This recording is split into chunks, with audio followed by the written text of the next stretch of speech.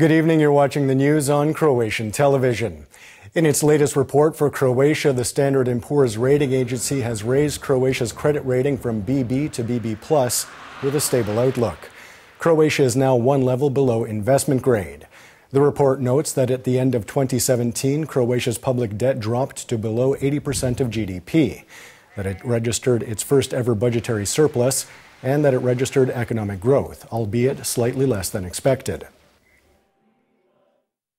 This is very good news. Following Fitch, now the Standard & Poor's rating agency has also recognized our efforts, primarily in responsible fiscal policy, which has resulted in a budgetary sufficit and a continued reduction in public debt.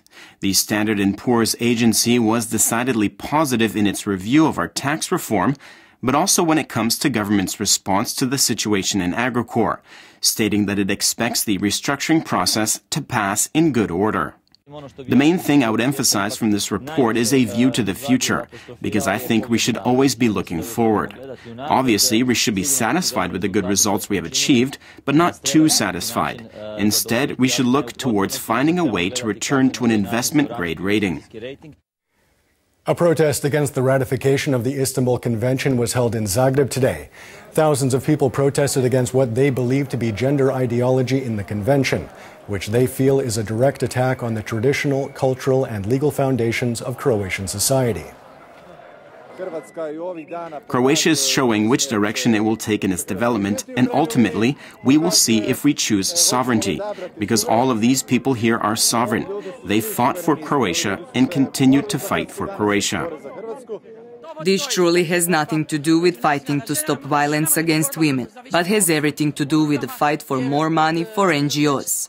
Because in the past 27 or 28 years, if we had truly wanted to fight against violence against women, or any kind of violence, we could have done so.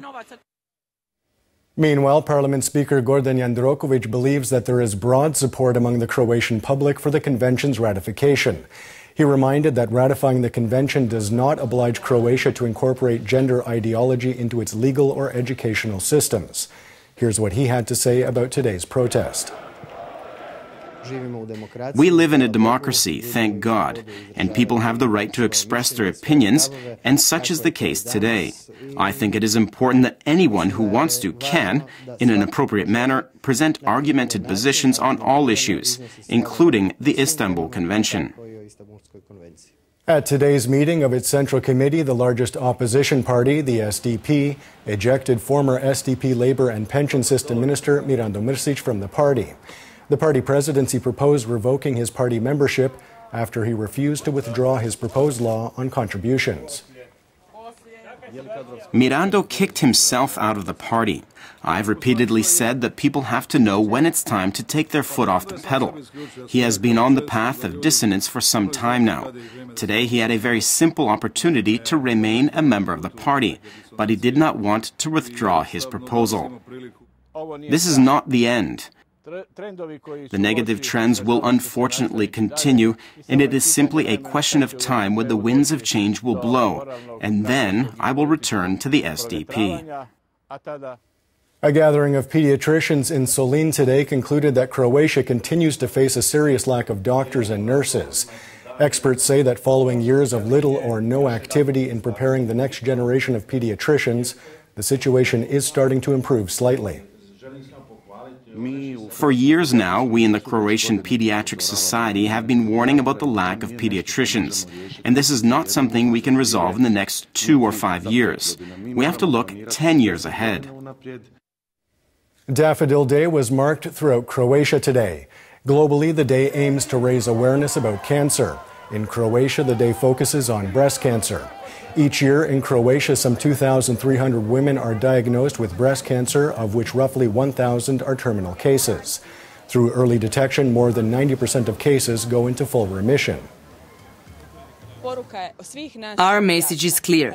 Every detection means we can cure the disease. But even in a late detection, we can treat it, and the patients can still have a long life. Due to the prevalence of relatively aggressive breast cancer cases we have in Croatia, we can only reduce the number of cases and deaths through early diagnosis and timely treatment. i poboljevanje. And taking a quick look at sports, the Croatian national football team played the first of two friendlies last night, losing to Peru 2-0 in Miami, Florida. They play Mexico next on Tuesday night in Dallas. The games are part of their preparations for the 2018 World Cup in Russia. We opened the game poorly. In the first 15 minutes, we played poorly. We lacked concentration, made a few mistakes, and let our opponents take the initiative, and they scored. After that, we assumed control over the game, but had a hard time creating scoring chances, because when you give up a goal early on in front of a full stadium and against a good team, it's difficult to get back in the game.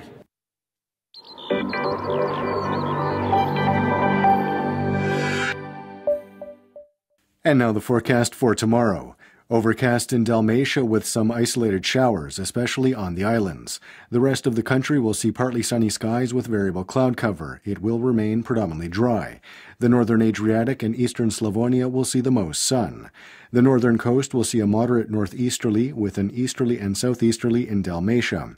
Morning lows of -5 to 0 degrees Celsius inland, 3 to 8 on the Adriatic, will give way to highs of 5 to 10 degrees in the interior, 10 to 14 on the coast. The 3-day forecast for the interior calls for variable but predominantly dry weather. There is a chance of some rain in the east on Monday and in the western reaches of the interior on Wednesday evening. Winds will be predominantly mild at the beginning of the week with a moderate to strong southwesterly on Wednesday. Temperatures will rise gradually. The northern coast will see more sun on Monday, while Dalmatia will see moderate to heavy cloud cover accompanied by rain in the south. Partly to predominantly sunny on Tuesday with a chance of some light rain in the south. Northeasterly winds will shift to a northwesterly and southwesterly, and finally, gaining strength on Wednesday, turn to a southeasterly. There's an increased chance of rain on Wednesday evening, especially on the northern Adriatic. Temperatures will increase, especially on Wednesday morning.